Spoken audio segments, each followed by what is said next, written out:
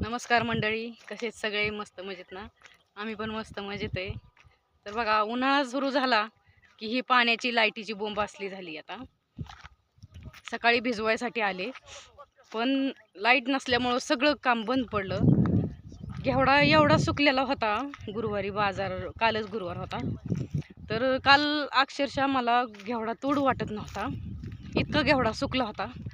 आणि विकायला पण त्याला असं जसं काय 2 दिवसाचा घेवडा असल्यासारखा वाटला. म्हणजे पाण्याच्या जीवावरती इतकं सगळं हे होऊन जातं कामाचं. सगळ्या पाणी नसलं तर सगळं जीवन नसल्यासारखं होतं या. तर आज रानाबरोबर मला पण पाणी नाही. मी सकाळी घेऊन आले होते, ते दुपारपर्यंतच गेलं पाणी. दुपारपासून पाणी नाही. आता कारभारी आलेत, कारभाऱ्यांना म्हणलं चला घरी, मला पाणी नाही तर दुपारपासून बिना पाण्याचं आहे.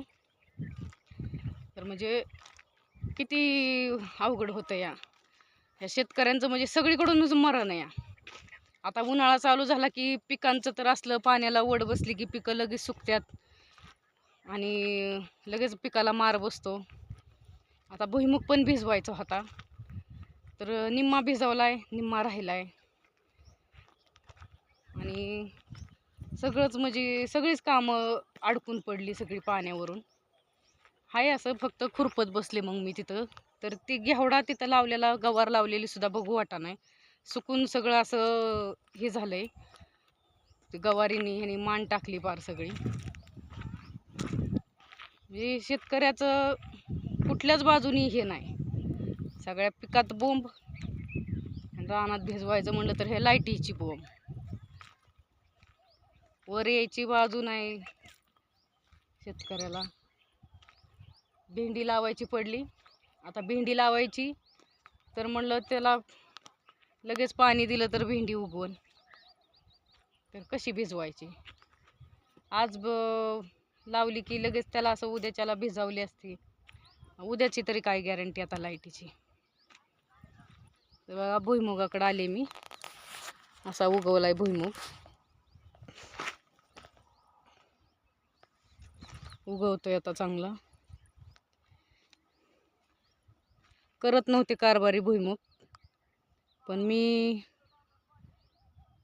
माझ्या ह्याने मी करायला लावला. कारण सगळंच जर विकत म्हणलं तर लय अवघड आहे. आणि शेतकऱ्याचं तर त्याच्यावरून अवघड.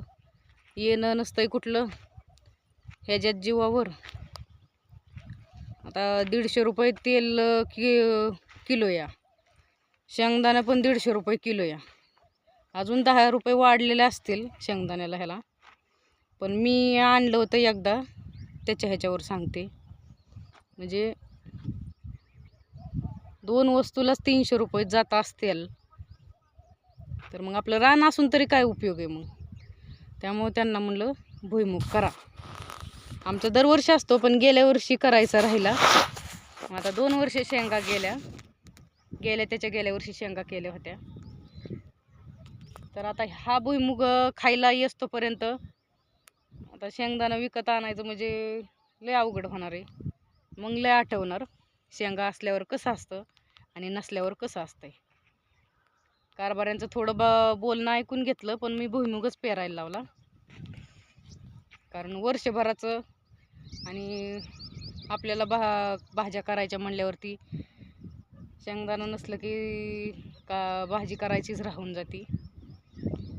त्यामुळे ती आपल्यालाच माहिती कशी अडचणी येते ते करायच्या टायमाला. त्यामुळे मी भुईमुग करायला लावला. चला, ओरड पडली, आता घरी जायचंय. चला भेटू उद्याच्या नवीन दिवसाच्या नवीन व्हिडिओत.